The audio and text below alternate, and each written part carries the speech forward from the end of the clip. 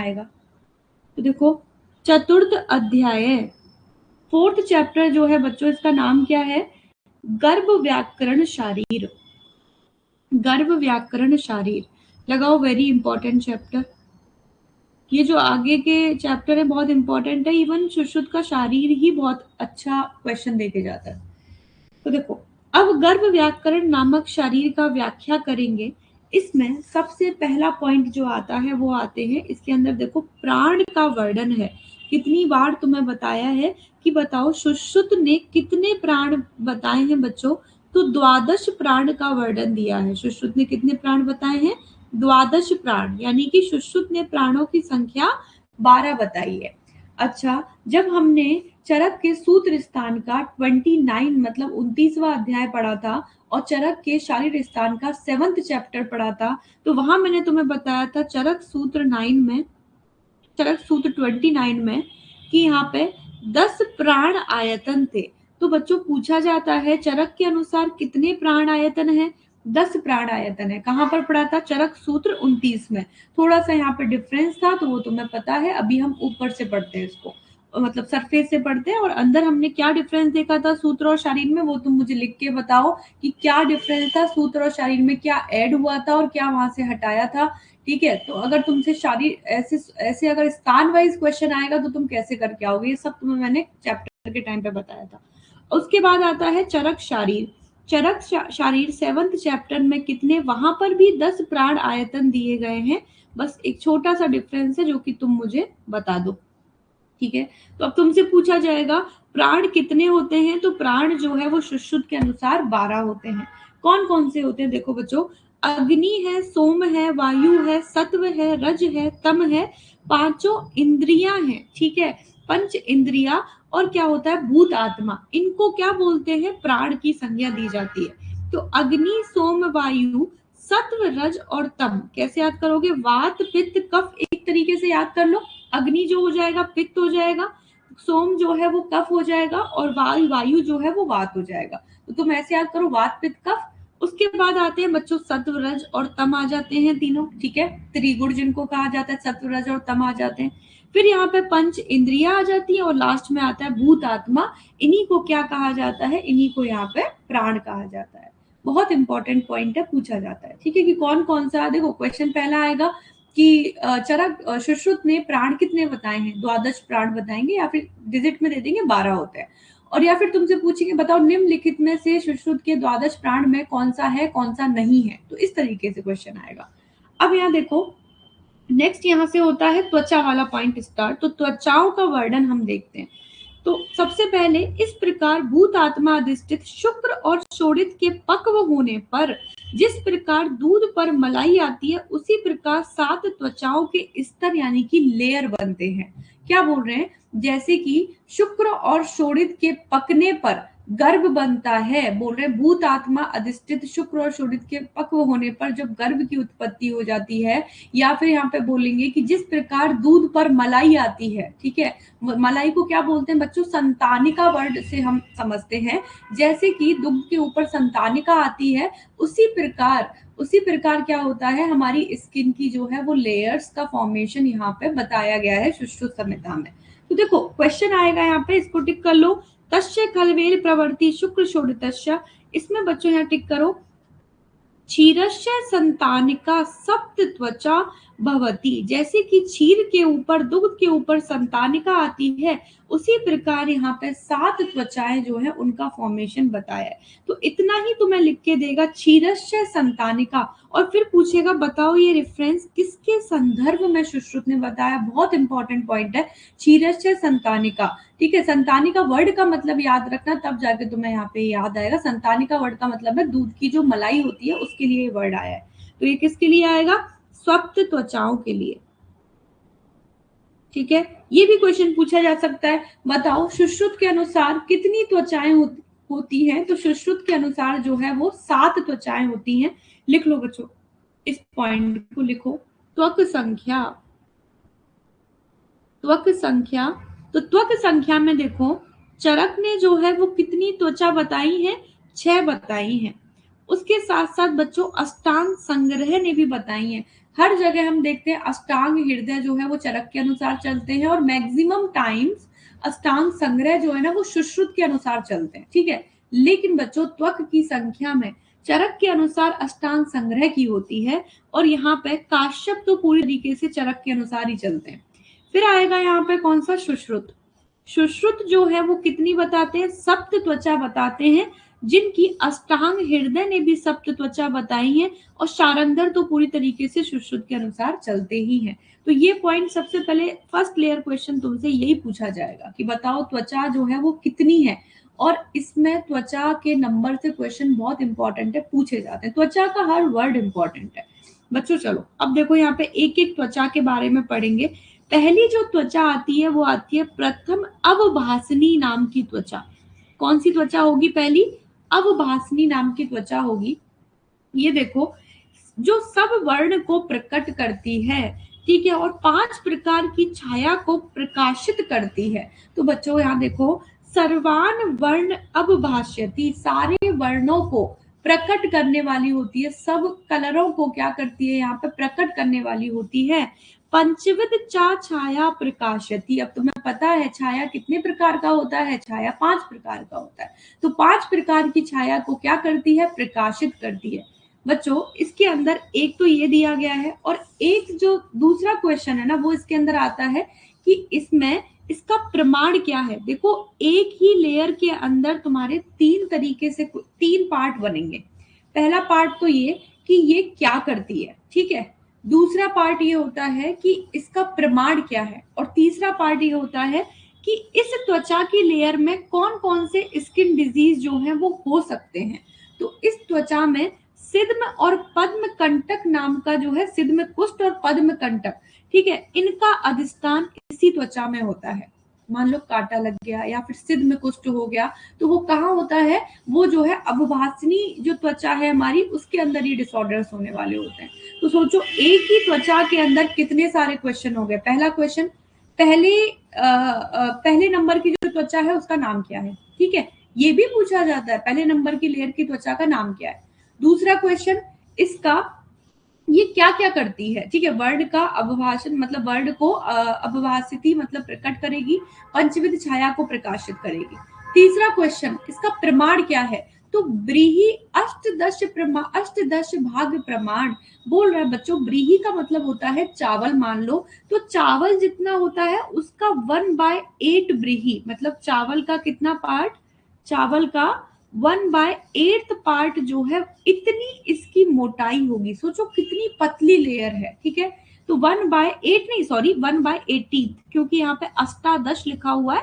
अष्टादश भाग मतलब 1/18 भाग ऑफ ब्रीही, ठीक है। तो 1/18 पार्ट ऑफ ब्रीही जो है, इतना इसका प्रमाण होगा। तो एक में मैंने तुम्हें अच्छे से बता दिया इसका मतलब क्या है। अब देखो सारी हम ऐसे ही पढ़ेंगे, फिर इसकी टेबल बनाएंगे। तो बच्चों द्वितीय, दूसरी जो लेयर आती है उसका नाम क्या है, लोहिता है। और लोहिता जो होती है वो कितना होगा, ब्रीही षोडश भाग प्रमाण, ब्रीही का कितना 1/16 पार्ट जो है वो इतना सेकंड नंबर की लोहिता होती है। इसके अंदर किस किस रोगों का अधिष्ठान होगा, तिल कालक, ठीक है, उसके बाद न्यक्ष है, व्यंग है, ठीक है। जितने भी तिल कालक मतलब अगर कोई तिल बन गया है, या फिर कोई भी स्किन जैसे कि कोई भी झाइयां हो गई है, न्यक्ष व्यंग का मतलब है कोई भी झाइयां हो गई है, इस तरीके की जो भी स्किन प्रॉब्लम्स होती है वो कौन सी में होती है, वो लोहिता नाम की त्वचा में होती है। नेक्स्ट देखते हैं बच्चों तृतीय, थर्ड वाली जो आती है वो आती है श्वेता। बहुत बार पीजी में पूछा हुआ क्वेश्चन है। श्वेता में देखो ब्रीही द्वादश भाग प्रमाण, इसके अंदर जो होगा इसका प्रमाण होगा 1/12, ठीक है। ब्रीही का कितना 1/12 ब्रीही। और इसमें देखो चर्म दल, अजगल्लिका और मशक, ये सारी की सारी डिजीज तुम निदान स्थान में पढ़ चुके हो, वही डिजीज है, ये शुद्ध रोगों में सब पढ़ा दिया। तो देखो चर्म दल है, अजगल्लिका है और मशक है, इनका अधिष्ठान जो होगा वो कौन सी लेयर में होगा, स्किन की थर्ड लेयर में होगा। नेक्स्ट देखते हैं बच्चों फोर्थ नंबर की लेयर जो आएगी स्किन की, वो आएगी तांबरा नाम की। तो इसका प्रमाण देखो ब्रीही अष्ट भाग प्रमाण, अब यहाँ पे 1/8 भाग आ जाएगा। विविध किलास कुष्ठ अधिष्ठान, किलास और कुष्ठ का अधिष्ठान इसी में होता है। फिर आएगी फिफ्थ नंबर की जो है वो आती है वेदनी। वेदनी जो होगी इसमें देखो ब्रीही पंच भाग प्रमाण, अभी रिसेंटली किसी एग्जाम में आया हुआ है कि ब्रीही जो है ऐसे नहीं था, सॉरी वेदनी जो है, वेदनी का नाम नहीं दिया था, ये दिया था पंच में फिफ्थ नंबर की जो त्वचा होती है उसका प्रमाण क्या है। तो तुम्हें पहले ये पता होना चाहिए कि फिफ्थ नंबर की त्वचा कौन सी है, फिर तुम उसके प्रमाण पे जाओगे। ठीक है बच्चों, तो ऐसे क्वेश्चन जो है वो अपने आप में दो क्वेश्चन लेके आते हैं। ठीक है, होता है एक क्वेश्चन है लेकिन वो तुम्हें दो लेयर होती है वहां पर। फिर देखो कुष्ठ और विसर्प का अधिष्ठान है, ऊपर क्या था क्लास और कुष्ठ का, और इसके अंदर जो है कुष्ठ और विसर्प रोग होते हैं। षष्ठी यानी कि सिक्स नंबर की जो है वो रोहिणी नाम की है, इसका ब्रीही प्रमाण, ब्रीही यानी कि एक चावल के प्रमाण की ये होगी, एक ब्रीही प्रमाण। ठीक है, देखो इसमें ग्रंथि है, अपची है, अर्बुद है, श्लीपद है, गलगंड है, इन सब का अधिष्ठान इसी के अंदर होता है। फिर आएगी सेवंथ नंबर की जो है वो है मांसधरा। मांसधरा जो होगी ब्रीही द्वय प्रमाण, यानी कि दो ब्रीही के बराबर बढ़ता हुआ जा रहा है। सबसे कम देखो किसका था, प्रथम वाली का 1/18। तुम्हें पता है ना कि ये कम होता, नीचे जो है वो बढ़ता हुआ जा रहा है, ये सबसे कम है। तो 18 का मतलब ये नहीं है कि सबसे ज्यादा है, 1/18 कम होता है। ठीक है, उसके बाद द्वितीय जो है 1/16 हुआ, देन 1/12 हुआ, देन 1/8 हुआ, उसके बाद 1/5 हुआ, फिर पूरा एक चावल के बराबर हो गया। अब यहाँ पर दो ब्रीही यानी कि दो चावल के बराबर हो गया। इसके अंदर किन किन रोगों का अधिष्ठान होगा, भगंदर है, विद्रदी है, अर्श है बच्चों, इसका अधिष्ठान इसके अंदर होगा। समझ में आ गए। तो ये हमने यहाँ पर देखा, इंपॉर्टेंट है। अब यहाँ देखो, यहाँ लास्ट में पॉइंट दिया गया है, यहाँ जो प्रमाण बताया गया है वो मांसल स्थानों में समझना चाहिए। ये बोल रहे हैं कि ऐसा नहीं कि तुम यहाँ के प्रमाण को जो है वो मान लो तुमने अपने ये जो ईयर है इसका स्किन ले लिया। ठीक है, तो बच्चों यहाँ तो कार्टिलेज है और इसके अंदर कितना पतला स्किन होता है अपने ईयर का। तो ये बोल रहे हैं कि हम ऐसे नहीं दे रहे, हम एक आइडियल कंडीशन मान के चल रहे हैं जहां पर बहुत मांस हो। ठीक है, जहां पर पूरा बॉडी का मांस बहुत अच्छा खासा हो, उस जगह की लेयर्स हमने बताई हैं। तो ऐसे ही तो लेंगे, किसी भी एक आइडियल पार्ट की ले लेंगे, क्योंकि वहां पे जहां सबसे ज्यादा लेयर्स होंगे उसके बारे में बताया। क्योंकि आगे 14 चिकित्सा अध्याय, चिकित्सा में 14 में लिखा है कि ब्रीही मुखेन अंगूठे की मोटाई के प्रमाण में गहरा छेद करना चाहिए। ऐसा ना समझे कि ऊपर निर्दिष्ट प्रमाण ललाट या छोटी छोटी उंगलियों का है।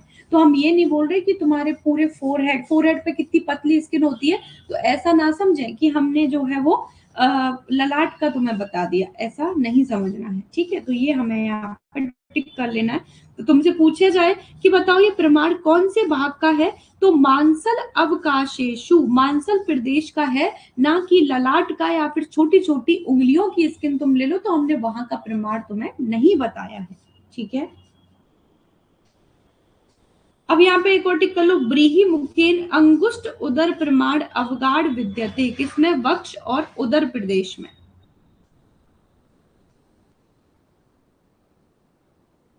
अब चलो बच्चों देखो एक चीज, अब हम एक काम करते हैं, इसकी टेबल बनाते हैं और टेबल बना के इसको याद करेंगे। ठीक है, तो एक बढ़िया सा पेज ले लो और उसमें टेबल बनाओ।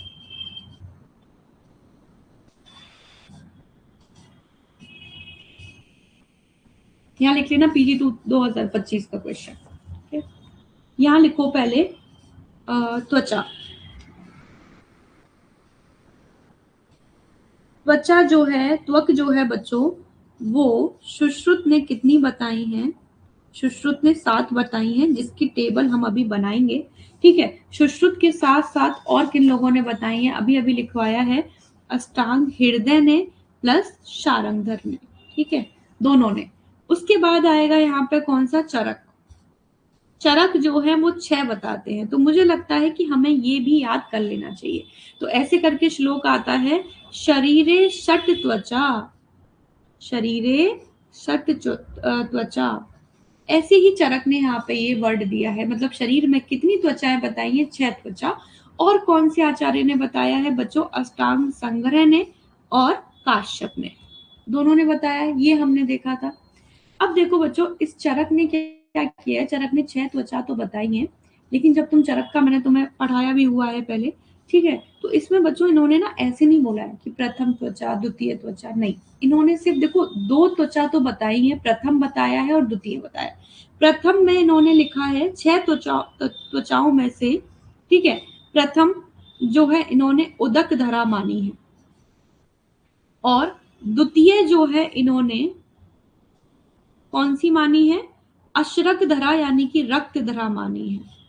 ये हम पहले पढ़ चुके हैं, ये चरक ने मानी है। बच्चों आगे की बताई तो इन्होंने 6 त्वचा है, लेकिन आगे प्रथम द्वितीय को इन्होंने आगे कैरी नहीं किया। इन्होंने क्या किया, इन्होंने बोला है प्रथम त्वचा का नाम बता दिया उदक, दूसरी त्वचा का नाम बता दिया रक्त धरा या अशरक धरा। फिर पता है इन्होंने क्या किया है, फिर इन्होंने 6 त्वचाओं में सिर्फ और सिर्फ स्किन डिजीज जो होने वाले हैं उनका नाम लिख दिया है। इन्होंने नाम नहीं बताया है त्वचाओं का, ऐसे लिख दिया है थर्ड वाली में जो है ये डिजीज होंगे, फोर्थ वाली में ये डिजीज होंगे, फिफ्थ वाली में ये डिजीज होंगे, सिक्स्थ वाली में ये डिजीज होंगे, पर नाम सिर्फ 2 का ही बताया है।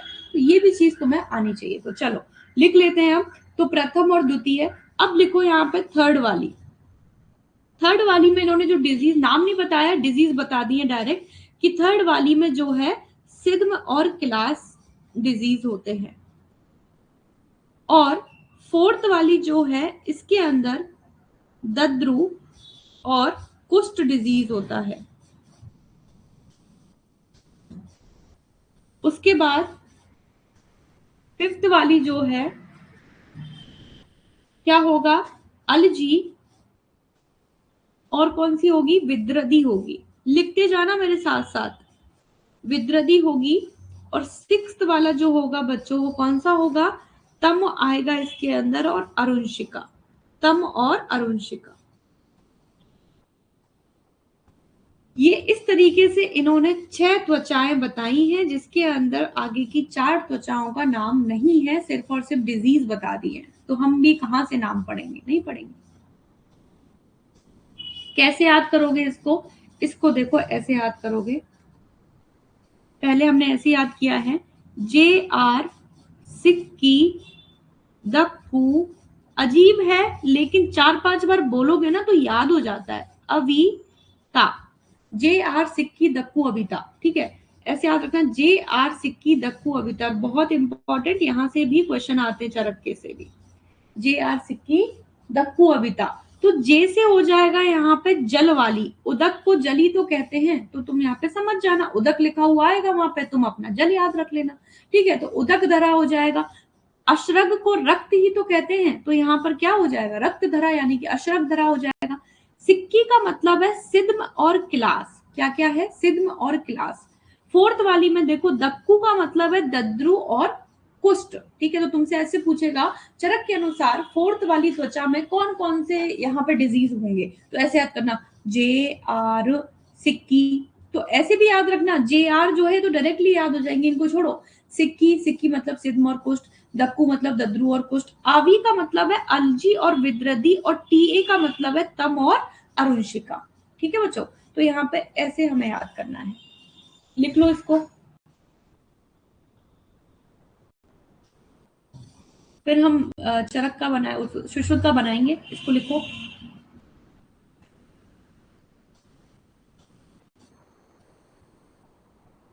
अब देखो अगर रह गया हो तो बाद में लिख लेना। अब हम बनाएंगे यहाँ पे सुश्रुत अनुसार,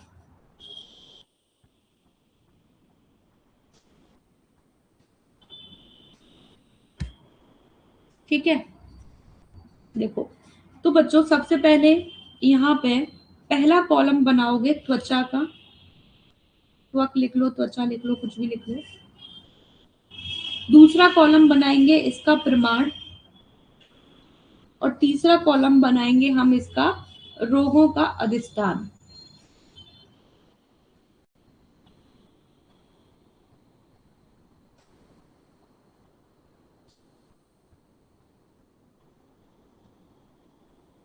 लास्ट ईयर भी तुम्हें बनवाया था। अब चलो त्वचा में लिखना पहली अवभासनी,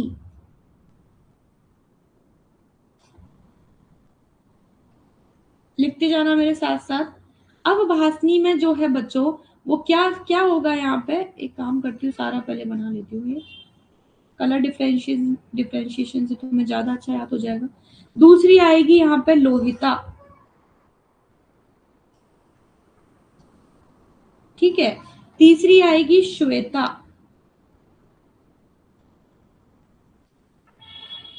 चौथी कौन सी आएगी? ताम्रा।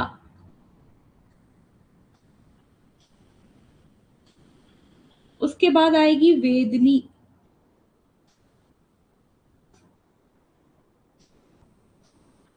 उसके बाद कौन सी आएगी? रोहिणी।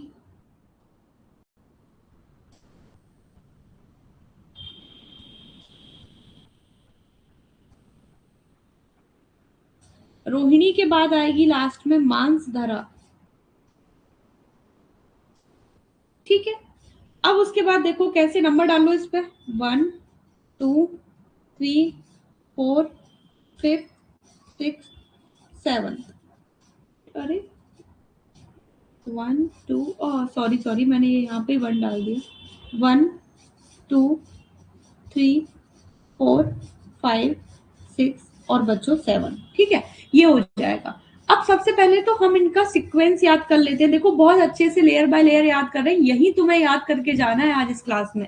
ठीक है, गलत नहीं होना चाहिए क्वेश्चन। अल पहला पहला वर्ड लिया है, बस कोई ट्रिक नहीं है। अलसत वर्मा किसी का नाम है ये। ठीक है, सरनेम है वर्मा, तो अलसत वर्मा। अलसत वर्मा। तो आ से हो जाएगा अवभासनी, ला से हो जाएगा लोहिता, श्वेता, ताम्रा, वेदनी, रोहिणी और मांसधरा। तो इससे तुम्हें ये याद हो जाएगा, तुमसे पूछा जाएगा 5वें नंबर की कौन सी है, 6वें नंबर की कौन सी है, 7वें नंबर की कौन सी है, तो तुम ये ट्रिक लिख सकते हो बच्चों, और तुम्हें ये पता चल जाएगा कि कौन से नंबर की त्वचा के बारे में बात हो रही है। अब आते हैं इसके प्रमाण में। तो देखो प्रमाण में तुम्हें क्या करना है, यहाँ पे तुम्हें बच्चों यहाँ पर वेदनी का प्रमाण याद रखना है। वेदनी का प्रमाण सबसे पहले लिख लोगे 1/5 व्रीहि, यही था वेदनी का। तो हमारा ये हमें सबसे पहले याद रखना है, और यही सबसे ज्यादा पूछा जाता है।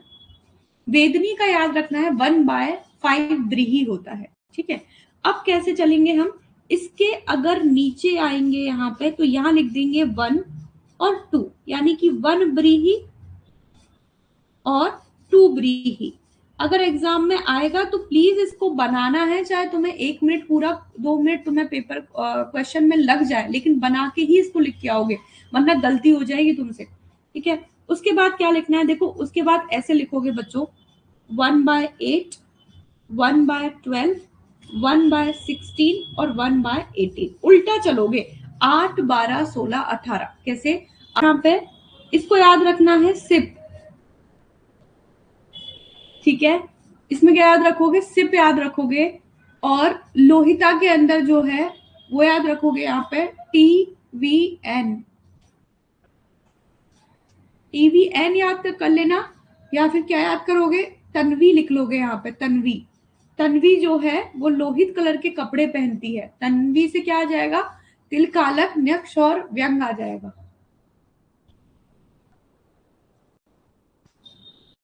सिप से क्या याद रखोगे? सिद्ध में याद रखोगे और पद्म कंटक याद रखोगे। फिर देखो उसके बाद आएगा श्वेता। तो श्वेता में याद रखना है बच्चों, श्वेता नाम की लड़की है और वो कैमरा कैमरा रखती है अपने पास में। क्या रखती है? कैमरा रखती है। तो सी से आ जाएगा यहाँ पे चर्मदल, ए से आ जाएगा अजगल्लिका, और मां से आ जाएगा मशक। ठीक है, तो श्वेता नाम की लड़की है, वो क्या रखती है? कैमरा रखती है। ताम्रा में देखो, ताम्रा और वेदनी साथ में याद रखनी है। ताम्रा में याद रखोगे किक्कू, और वेदनी में याद रखोगे विक्कू। कैसे? ताम्रा में याद रखोगे किक्कू और वेदनी में याद रखोगे विक्कू। ठीक है, विक्कू से वाफ और वेदनी, वाफ और विक्कू याद हो जाएगा, तो जो बचा है वो किक्कू हो जाएगा। ठीक है बच्चों, तो किक्कू और विक्कू ऐसे याद रखना। तो अगर ये भूल जाओ विक्कू किस में था और किक्कू किस में था, तो कैसे याद रखोगे? वाफ और वेदनी, वाफ और विक्कू। अब आएगा यहाँ पे रोहिणी। देखो रोहिणी में याद रखना अब्बू, अब्बू की गधी, अपची शाली, अब्बू की गधी अपची साली गला फाड़कर रोती है। गला फाड़कर रोती है। अब्बू की गधी अपची साली गला फाड़कर रोती है। तो अब्बू से आ जाएगा यहाँ पे अर्बुद, गधी से आ जाएगा क्या? ग्रंथि, अपची से आ जाएगा अपची, शाली से आ जाएगा शलीपत, गला से हो जाएगा गलगड्ड, और रोती से आ जाएगा रोहिणी की ट्रिक है ये भी तो पता होना चाहिए किसकी ट्रिक है। मांस धरा में याद रखना भावी, भावी, ठीक है, भावी, तो भावी का मांस कट गया, ऐसे कुछ भी याद कर लेना, भावी तो भावी का मांस, या फिर भवी, भवी याद कर लेना, किसी का नाम भवी है, भवी का मांस। तो भवी में आ जाएगा भा से भगंदर, ए से अर्श, और वी से आ जाएगा विद्रदी, वी आई से आ जाएगा विद्रदी। अब चलो एक और बार पढ़ा देती हूँ, जो तुम्हारा रह गया था उसको तुम लिखते चलो और मैं बोलती हूँ तो रिवाइज हो जाएगा। तो बच्चों जब भी हम प्रमाण याद करेंगे तो सबसे पहले वेदनी के अंदर यहाँ पे हमें वेदनी से स्टार्ट करना है, ठीक है। वेदनी हम याद करेंगे तो वेदनी 1/5 ब्रीही, तो तुम वेदनी को रटे रहना, बाकी सब हो जाएगा। तो वेदनी का याद रखना कितना होता है, 1/5 ब्रीही होता है। और 1/5 से अगर ऊपर जाओगे तो देखो 1/5 से नीचे नीचे जाओगे तो यहाँ लिखोगे 1 और 2, तो 1 ब्रीही और 2 ब्रीही, तो नीचे लिखोगे 1 और 2। और अगर ऊपर जाओगे ना बच्चों तो कैसे याद रखोगे, 8, 12, 16, 18, कैसे इवन नंबर्स है सारे, 8, 12, 16, 18, तो 8 हो जाएगा, 12 हो जाएगा, 16 हो जाएगा और 18 हो जाएगा। तो देखो बच्चों 8 हो गया, 12 हो गया, बिल्कुल इंक्रीजिंग ऑर्डर में इवन नंबर्स है, 8, 12, 16, 18। तो ये तुम्हारा यहाँ पे जो है ऐसे कुछ पॉइंट लिख लो। देखो बच्चों कुछ इंपॉर्टेंट पॉइंट, चरक और शुश्रुत तुमने दोनों का देख लिया, तो देखो सिद्म जो है, सिद्म वो चरक जो है, देखो सिद्म में लिखो 31, 31 का मतलब क्या है, सिद्म चरक ने 3rd लेयर में बताया है और शुश्रुत ने जो है वो 1st लेयर में बताया है सिद्म। तो ये पहली वाली डिजिट हम चरक की मान रहे हैं और दूसरी वाली डिजिट हमने शुश्रुत की मानी है। ऐसे ही हम सबका लिखेंगे, देखो क्लास जो है बच्चों, क्लास, ठीक है, क्लास में याद रखोगे 34, अपने आप यहाँ लिख लेना। अब चरक ने 3rd वाली में माना है क्लास और शुश्रुत ने 4th वाली में माना है।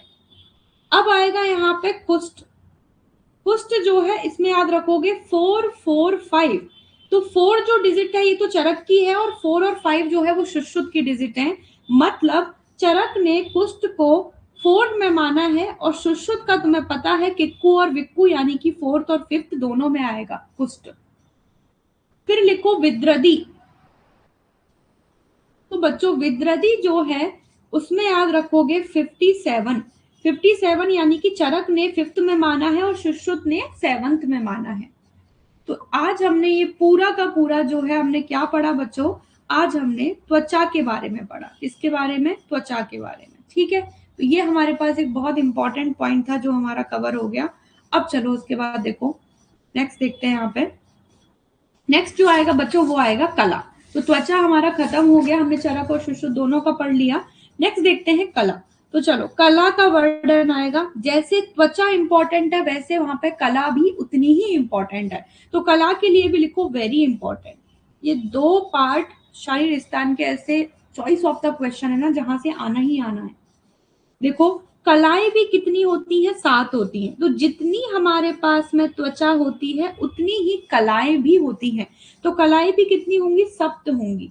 कला का मतलब क्या होता है, तो कला का मतलब होता है धात्व आशयांतर मर्यादा, धातु और आशयों के बीच में जो मर्यादा होती है, जो लेयर होती है, जो पार्टीशन होता है, दैट इज कॉल्ड द कला, ठीक है। तो देखो कला को mucous membrane, epithelium, synovial membrane किसी से भी तुम कोरिलेट कर सकते हो। तो धातु और आशयों के बीच में जो मर्यादा होगी, तुमसे पूछेंगे धातु आशय आशय अंतर मर्यादा क्या होता है, कला होता है, ठीक है, त्वचा होता है, ऐसे क्वेश्चन आएगा। तुमसे पूछेगा क्षीर संतानिका क्या होता है, तो क्षीर संतानिका जो है वो त्वचा था। यहाँ पे पॉइंट लिख लेना, इनमें बहुत ज्यादा कंफ्यूजन होता है अगर रिवीजन नहीं होता तो, कि बताओ धातु आशयांतर मर्यादा क्या था और क्षीर संतानिका क्या था। अब देखो बच्चों फिर देखो नेक्स्ट देखते हैं हम कला का स्वरूप। कला जो है उसका स्वरूप दिया हुआ है, जैसे लकड़ी काटने से सार का दर्शन होता है, ठीक है। अगर हम लकड़ी को काटेंगे तो उसका सार भाग दिखेगा, उसी प्रकार मांस को काटने पर धातु का दर्शन होता है, वही रस और रक्त रूपी द्रव्य है। स्नायुओं से ढके हुए लिगामेंट जो होते हैं उनसे ढके हुए जरायु से व्याप्त और कफ से वेष्टित भागों को, कफ से वेष्टित मतलब जो कफ से कवर है, तभी तो हमने म्यूकस मेम्ब्रेन से इसको कोरिलेट किया है। तो कफ से जो वेष्टित, कफ से जो कवर भाग है उसी को कला भाग कहते हैं। तो देखो इसका जो श्लोक है ना, इसको लगाओ वेरी इंपॉर्टेंट। इसका रेफरेंस पूछा जाता है किसके संदर्भ में ये श्लोक है, तो यथा ही सार काष्टेषु छिद्यमानेषु दृश्यते, बहुत क्वेश्चन आता है, ठीक है, कि जैसे हमने क्या किया, कास्ट यानी लकड़ी को छिद, छिद का मतलब क्या है, काटा, छेदन किया, तो हमें उसका सार भाग जो है दृश्यते मतलब वो दिखने लग गया, तथा मतलब उसी तरह धातु मांस छिद्यमानेषु दृश्यते, उसी प्रकार धातु का दर्शन होता है। पहली लाइन पूछेगा किसके संदर्भ में है, तो कला के संदर्भ में है। दूसरा देखो क्या बोल रहे हैं, स्नायुष प्रतिच्छान संतात जरायुड़ा, जिस प्रकार स्नायु से, ठीक है, जरायु जो होती है वो संतत यानी कि कवर, प्रतिच्छान और संतत का मतलब है कि पूरा कवर होता है, ढका हुआ रहता है, श्लेष्मा से आविष्टित रहता है, कफ से आविष्टित रहता है, उसी को हम क्या बोलते हैं, कला भागस्तु तान विदु, उसी को कला भाग कहा जाता है। तो तुम्हें पूरा श्लोक दे देंगे और कला के ऊपर फिल इन द ब्लैंक्स करके दे देंगे, तो दोनों ही श्लोक बहुत इंपॉर्टेंट है। अब हम देखते हैं यहाँ पर कला कितनी होती है, कला जो है वो भी 7 होती है, तो यानी कि हमें कला की भी एक टेबल बनानी पड़ेगी, ठीक है। तो देखो प्रथम कला, तो बच्चों कला के अंदर पता है क्या कंसेप्ट चलता है, कला, पहली कला का नाम, तो ये भी पूछा जाता है पहली कला दूसरी कला इनका नाम क्या है, ठीक है, इसको भी हम याद करेंगे ट्रिक से। और दूसरा इसमें क्वेश्चन आता है, इसमें क्या किया है, इसके अंदर एक एक बच्चों इसके अंदर जो है एक एक ऐसा रेफरेंस श्लोक दिया हुआ है कि बताओ ये किसकी उपमा है, ये कौन सी कला की उपमा है, ये कौन सी कला की उपमा है। तो इस तरीके का इसका स्ट्रक्चर है। देखो उन 7 कलाओं में जो प्रथम आती है उसको बोलते हैं मांसधरा। कौन सी कला बोलते हैं उसको, मांसधरा, जिसमें सिरा, स्नायु, धमनी और स्रोतसों की शाखाएं होती है। तो दूसरा क्वेश्चन, इसके अंदर किस किस की शाखाएं होंगी, सिरा, स्नायु, धमनी और स्रोतस जो है इनके प्रतान यानी कि इनकी शाखाएं इसमें होंगी। क्वेश्चन नंबर 1 पहली कला कौन सी होती है, क्वेश्चन नंबर 2 ये वाला किसकी शाखाएं होंगी, और क्वेश्चन नंबर 3 जो है ये रेफरेंस वाला श्लोक आएगा। तो पर्टिकुलर कला के 3 क्वेश्चन हो गए। तो देखो ऊपर के प्रतानों के लिए दृष्टांत, तो यहाँ एग्जाम्पल है, एक तरीके से कंपैरिजन है।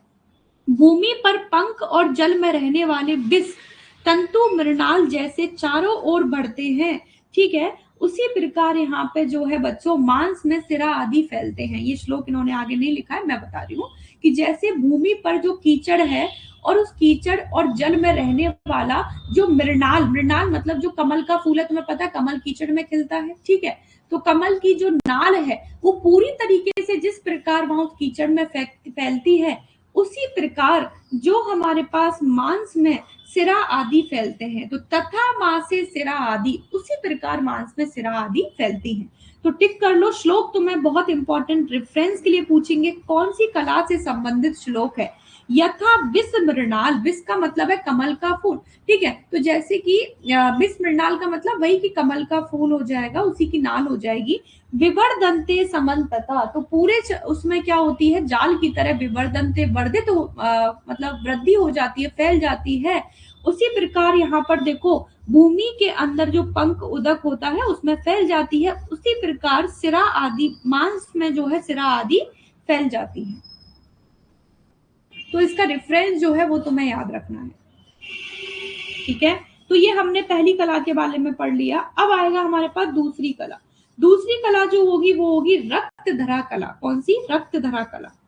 रक्तधरा कला के अंदर देखो दूसरी रक्तधरा नामक कला है, ये मांस के भीतर से जाती है। कहां से जाएगी, मांस के भीतर से।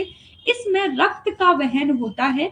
यह रक्तधरा कला विशेषतः शराव में यकृत और प्लीहा में होती है। तो देखो सिरासु, यकृत, प्लीहा, ये तुम आराम से टिक करके आ सकते हो क्योंकि तुम्हें पता है रक्त जो है वो यकृत और प्लीहा, यहां से तुम्हारा इजीली आंसर चला जाएगा। कितनी बार तुम स्रोतस पढ़ चुके हो। तो यकृत और प्लीहा नहीं याद रहे तो तुम यहाँ पे ऐसे याद रखना, सियप्पा। सियप्पा का मतलब है सा से आ जाएगा शोणित, यानी कि रक्त याद रख लेना शोणित, पर बच्चों सियाप्पा यहाँ पे शिरा याद कर लो। सिरा, या से हो जाएगा यकृत और पा से हो जाएगा प्लिया। सियप्पा किसके अंदर आएगा? रक्त के अंदर। तो कोई भी अगर ब्लड डोनेट करता है या फिर कुछ हमने ब्लड की जरूरत होती है तो बहुत सियाप्पा होता है, बहुत नाटक होता है, कौन सा इसका ब्लड ग्रुप होना चाहिए, ठीक है, कौन सा किस तरीके से मैच करना है, तो ये सब कुछ ऐसे याद रखना। अब आएगा बच्चों यहाँ पे मांस से रक्त कैसे निकलता है इसका प्रमाण। तो ये जो श्लोक है वो इसका रेफरेंस वाला कंपैरिजन वाला श्लोक है। दुग्ध वाले वृक्षों को आघात यानी कि काटने पर जैसे दुग्ध आता है, जैसे दूध आता है, उसी प्रकार काटे हुए मांस से खून टपकता है। तो जैसे जैसे अर्क का पेड़ है, तो अर्क के पेड़ में तुम वहां पे कट लगाओगे तो उसमें से कुछ मिल्की सिक्रेशन निकलता है, वैसे ही यहाँ पे जो मांस को अगर काटोगे तो उससे ब्लड बाहर आएगा। तो देखो, वृक्ष तथा अभिप्रहात चीरना क्षीरम श्रवेत, वृक्ष के ऊपर प्रहार करने पर क्षीर जो है वो श्राव होता है। उसी प्रकार यहाँ पे मांस में अगर छत लगेगा तो शोणित जो है वो बाहर निकलेगा। तो तुमसे ये वाला क्वेश्चन पूछेगा किसके संदर्भ में है। ये हो गया हमारे पास कौन सी दूसरी कला, रक्त धरा कला। अब आ जाओ यहाँ पे तीसरी वाली मेदोधरा कला। मेदोधरा कला में से देखो, ये तीसरी मेदोधरा कला है, यह सर्व प्राणी मात्राओं के उदर में छोटी छोटी हड्डियों में रहती है। तो मेदोधरा कला में याद रखना, सर्वभूता नाम उदर अस्ति अणु अस्ति, ठीक है। ये क्वेश्चन बहुत ही ज्यादा इंपॉर्टेंट पूछेगा कि सर्वभूत यानी कि सारी प्राणी मात्राओं में उदर के अंदर कौन, और छोटी छोटी अस्थियों में, बच्चों पता है छोटी छोटी अस्थियों में जो है, और यहाँ पर बोल रहा है बड़ी हड्डियों में मज्जा रहती है, तो छोटी छोटी अस्थियों में कौन सी कला रहती है। तो ये क्वेश्चन बहुत आता है, अणु अस्थियों में कौन सी कला, और महत यानी कि जो बड़ी बड़ी बोन्स होती है उसमें क्या होता है, तो उसमें तो मज्जा यानी कि बोन मैरो रहेगी। लेकिन बच्चों जो छोटी छोटी सी अस्थियां होती है ना, उसमें मेदोधरा कला होती है। कौन सी? मेदोधरा कला। तो यहाँ पे लिख भी सकते हो, ऐसे लिखो, उदर में प्लस में अणु अस्थियों में, इनके अंदर कौन सी कला होती है, तो इसके अंदर जो है वो मेदोधरा कला होती है। यहाँ पे मज्जा और मेदोधरा कला में तुम्हें बहुत कंफ्यूज करने की कोशिश करेंगे, पर याद रखना बोन जब बड़ी होगी तो उसमें बोन मैरो आएगी यानी कि मज्जा आएगी, उसको याद रखोगे तो याद रहेगा, क्योंकि तुम्हें पता है बोन के अंदर क्या होता है, बोन मैरो होता है। और महत, महत का मतलब क्या है, अगर वो बड़ी बोन्स हैं तो उसमें मज्जा हो जाएगा। ये दोनों पॉइंट बहुत इंपॉर्टेंट है। अब आ जाओ यहाँ पे देखो, गद्योक्त भेद का स्पष्टीकरण, विशेष करके स्थूल हड्डियों के भीतर मज्जा रहती है, स्थूल यानी कि महत यानी कि बड़े में, और इनके अतिरिक्त यानी कि जो सूक्ष्म हड्डियां हैं उसमें रस के साथ मेद रहता है। बहुत इंपॉर्टेंट लाइन, ट्रू फॉल्स में इतनी बार पूछी जाती है। सुश्रुत ने शुद्ध मांस को स्नेह कहता है, मतलब सुश्रुत ने शुद्ध मांस के स्नेह को क्या कहा है, क्वेश्चन आता है, सुश्रुत ने शुद्ध मांस के स्नेह को क्या कहा है, तो उसको वसा कहा है। डायरेक्टली याद कर लो, पूछा जाता है कि शुद्ध मांस का जो स्नेह रहता है उसी को क्या बोलते हैं, वसा कहते हैं। तो क्वेश्चन लिखो यहाँ पे, शुद्ध मांस के स्नेह को क्या कहते हैं,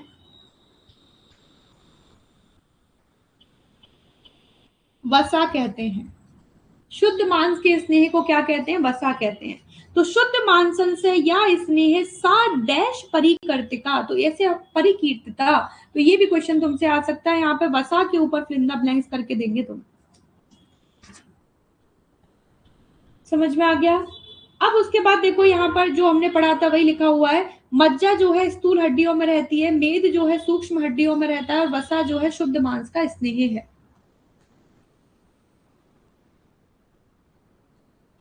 ठीक है, अब यहाँ देखेंगे, देखो अब नेक्स्ट आएगा श्लेष्म धरा कला।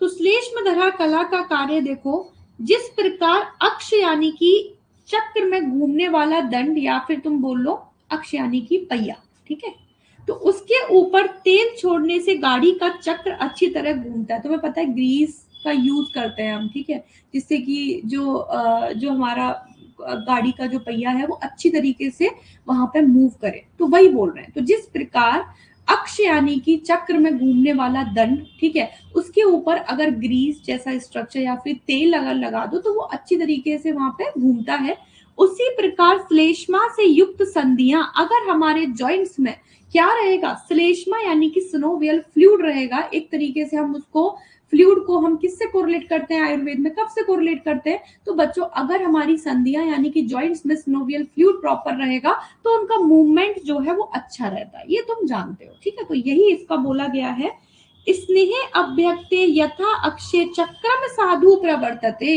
अगर तुम चक्र के ऊपर स्नेह लगा दोगे तो वो बढ़िया तरीके से चलेगा। संधि साधु वर्तनते संश्लिष्ट श्लेष्मणा, उसी प्रकार से अगर वहां पर श्लेष्म जो है वो लगता है तो संधियों में तो वो अच्छी तरीके से वहां पर घूमता है। तो कैसे याद करोगे, देखो साफ और श्लेष्म धरा, साफ और स्नेह वाला श्लोक, साफ और संधि वाला श्लोक, तो ये कंसेप्ट याद रखना है इसमें, ठीक है। अब जो नेक्स्ट कला आती है वो कौन सी आती है बच्चों, पुरीश धरा कला आती है। पुरीश धरा जो है 5th नंबर की कला होगी। देखो इसके अंदर जो कोष्ठ में रहकर पक्वाशय का आश्रय करती हुई मल को विभाजन करती है। कहाँ रहती है पुरीश धरा, पुरीश वर्ड का मतलब भी तुम्हें पता है मल होता है, तो कोष्ठ में रहेगी, पक्वाशय में इसका आश्रय होगा, इंटेस्टाइन में इसका आश्रय होगा, क्योंकि पुरीश धरा है, तुम्हें पता है मल है, ठीक है। स्टूल कहाँ रहेगा, इंटेस्टाइन में रहेगा, तो उसमें क्या करती है, मल का विभाजन करती है। तो तुम्हें रटना नहीं है, तुम्हें समझना है। तुमसे पूछेगा मल का विभाजन करने वाली कौन सी कला है, तो बताओगे पुरीश धरा कला।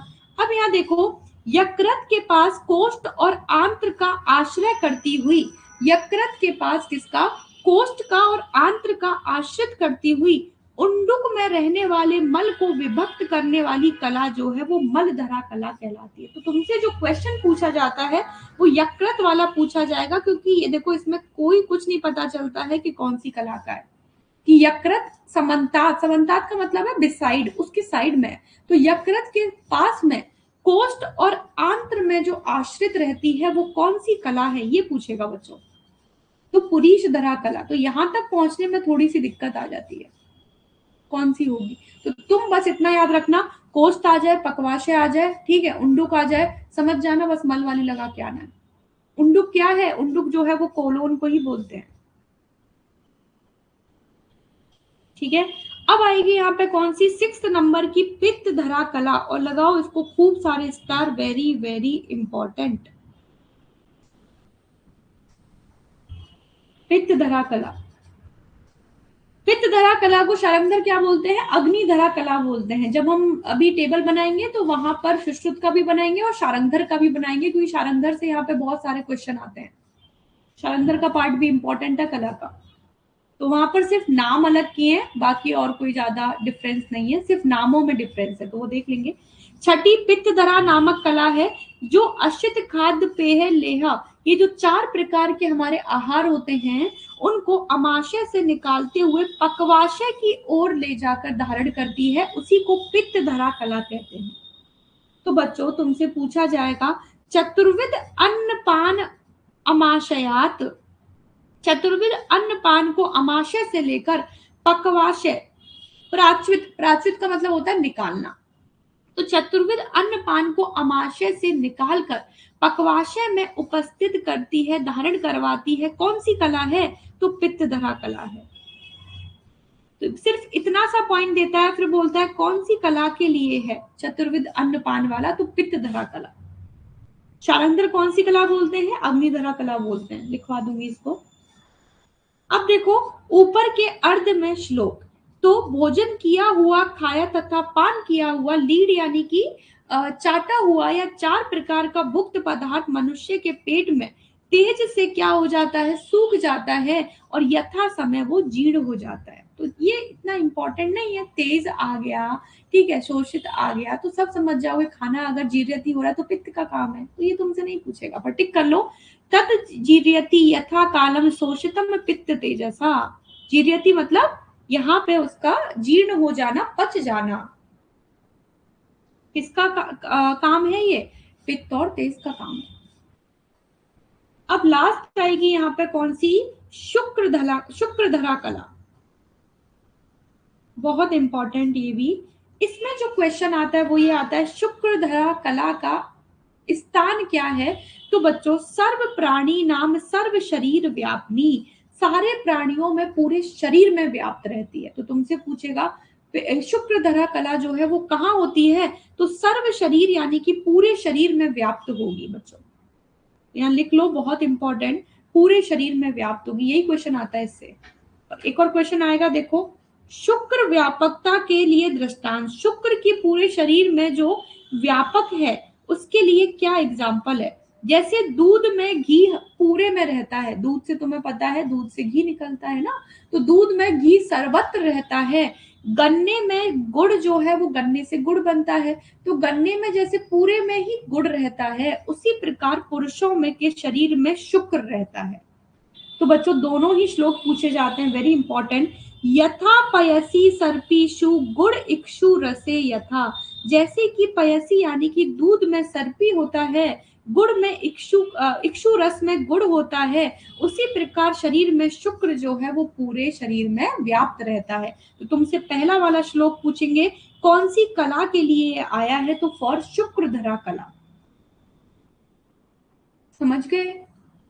अब क्या बोल रहे हैं, देखो, एक शुक्र मार्ग बताया है बच्चों, बस्ती द्वार के नीचे 2 अंगुल दक्षिण, मतलब जहां बस्ती का द्वार है यानी कि जहां पे यूरिनरी ब्लैडर का जो ओपनिंग है उसके नीचे 2 अंगुल, कितना, उसके नीचे 2 अंगुल, और किस, राइट हैंड साइड पर, और मूत्र वहन मार्ग से पुरुष का शुक्र निकलता है। तो तुमसे पूछेगा शुक्र का मार्ग कहां पर है, पहले तो क्वेश्चन देगा बस्ती के पार्श्व में, बस्ती के अधो में, बस्ती के उर्ध में, क्वेश्चन समझ रहे हो, ऐसे घुमा सकता है। दूसरी चीज क्या घुमाएगा, बस्ती के 2 अंगुल ऊपर, बस्ती के 2 अंगुल नीचे, बस्ती के 4 अंगुल नीचे, बस्ती के राइट में, बस्ती के लेफ्ट में, ऐसे क्वेश्चन आएगा तुमसे। ठीक है, तो ध्यान रखना 2 अंगुल नीचे और राइट में। तो बस्ती की जहां ओपनिंग है, मान लो ये जो है वो तुम्हारा ब्लैडर है, ठीक है, ये ब्लैडर हो गया, तो यहाँ की जो ओपनिंग है ये राइट हैंड साइड है, लेफ्ट हैंड साइड है, तो ये राइट हैंड साइड की बात कर रहे हैं हम, और इसके भी कितना 2 अंगुल नीचे क्या होता है, शुक्र मार्ग का निकलने की जगह होती है। तो बच्चों इसको टिक कर लो, 2 अंगुले दक्षिणे पार्श्वे, राइट हैंड साइड पे 2 अंगुल नीचे, और अधो में, बस्ती द्वार के अधो में नीचे। ठीक है, इंपॉर्टेंट पॉइंट। अब लास्ट पॉइंट और पढ़ लो, देखो, गर्भवती स्त्री के आर्तव ना दिखने से पुष्ट स्तन और अपरा बनने में कारण। तो तुम्हें पता है प्रेग्नेंट लेडी का क्या हो जाएगा, मेंस्ट्रुअल पीरियड जो है वो स्टॉप हो जाते हैं। ठीक है, तो वो क्या करते हैं बच्चों, एक तो स्तन बनाते हैं और एक अपरा यानी कि प्लेसेंटा फॉर्मेशन करते हैं। तो सिर्फ और सिर्फ हिंदी पढ़नी है। गर्भवती स्त्रियों में आर्तव व स्रोतसों का मार्ग गर्भ के कारण रुक जाता है, इसलिए गर्भवती स्त्रियों का आर्तव दिखता नहीं है, किंतु वह रुका हुआ आर्तव नीचे ना जाते हुए ऊपर की ओर एकत्रित होता है, जिसको अपरा यानी कि प्लेसेंटा बोलते हैं। प्लेसेंटा फॉर्मेशन करता है वो। शेष और रुका हुआ आर्तव जो है वो स्तनों को प्राप्त होता है, जिससे गर्भणी के स्तन जो है पुष्ट और उन्नत हो जाते हैं, क्योंकि वो यहाँ पे आगे ब्रेस्ट फीडिंग करवाती है। तो ये तुमसे as a statement based question पूछे जा सकते हैं।